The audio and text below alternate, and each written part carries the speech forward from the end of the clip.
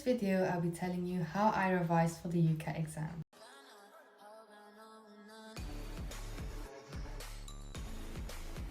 Hello everyone and welcome to my video. If you're new here, my name is Naz and I'm a dental student from London. In this video, I'll be telling you how I revised for the Ucat exam.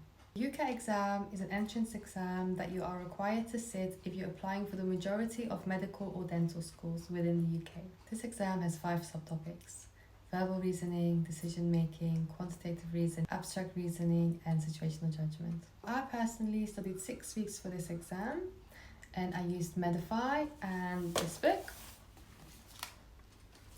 I know that this book is quite old and I literally only used it to do more practice questions, and it was quite useful as well, to be honest. However, you do have to bear in mind that this book does not have the situational judgment subtopic, and you just have to practice that through Medify or another book.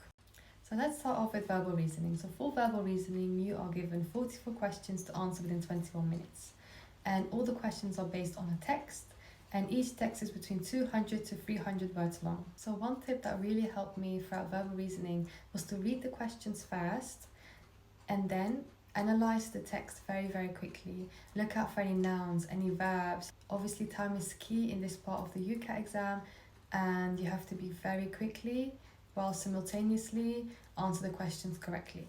Now moving on to decision making. For decision making, you are given 29 questions to answer within 31 minutes. Within this subtopic, you'll have to analyze data, create Venn diagrams, analyze logical puzzles, etc. A tip that helped me through decision making was to organize information logically and clearly, and also remember you are given a whiteboard, so make full use of that. For instance, you can create Venn diagrams and literally convert all the information you're given into a Venn diagram, but you have to do it as quick as you can. And also remember, correlation does not cause causation. Now moving on to quantitative reasoning. For this subtopic, you are given 36 questions to answer in 25 minutes. This section tests our ability to manipulate data from charts, tables, and other numerical information to solve various different problems. Some tips that I have for quantitative reasoning is to go back to your GCSE times and remind yourself on how to work out percentages, unit conversion, rates of flow, such as the speed, distance, and time equation, and also averages, such as working out the mean, the mode, the median. Those are also very important. Although the questions are quite easy, honestly, practice is key. You have to make sure to practice as much as you can, and you have to make sure to practice under time pressure, because honestly, you have to make sure to practice mental maths. There's also a little calculator on the side of the screen that you need to make sure to know how to use. Now moving on to abstract reasoning. You'll be given 50 questions to answer within 12 minutes. In this topic, you'll be given shapes, and it's all about pattern recognition. For this topic, you can use the SCANS technique. The S for scan stands for shape. So what shape do we have? Do we have a heart? Do we have a circle? The C stands for color. So is the shape colored in or not? The A stands for arrangement. So where exactly is the shape? Do they all have the same arrangement? The N stands for number. So how many shapes do we have? The final S stands for size. So how big is the shape exactly? Are they all big or are they all small? Can you find the pattern? Other tips I used whilst answering this topic was to make sure to practice as much as I could. Honestly, practice makes perfect, and eventually you will see the patterns by yourself. And also, it is so important to flag the questions if you're unsure. Don't waste too much time, just move on to the next question, because time is key. And the final topic is situational judgment. So for this topic, you are given 69 questions to answer within 26 minutes.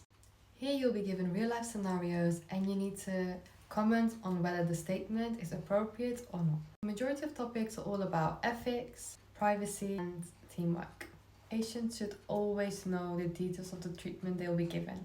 They need to give informed consent, and they should be aware of the risks, the side effects, or benefits. And lastly, there are 4 pillars you need to know for this subtopic. These are autonomy, beneficence, non-maleficence, and justice. Now moving on to some general tips for the Ucat exam.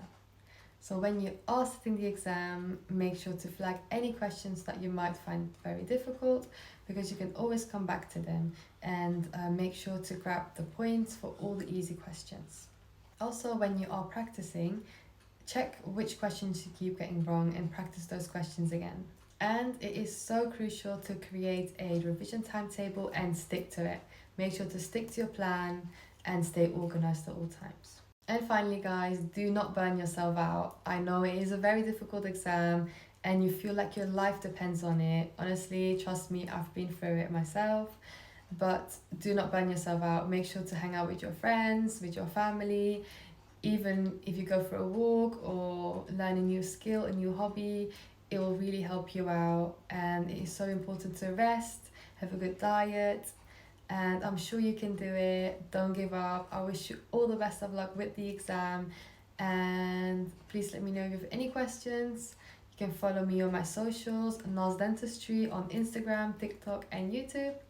And I would like to wish you all the best, and thank you for watching my video.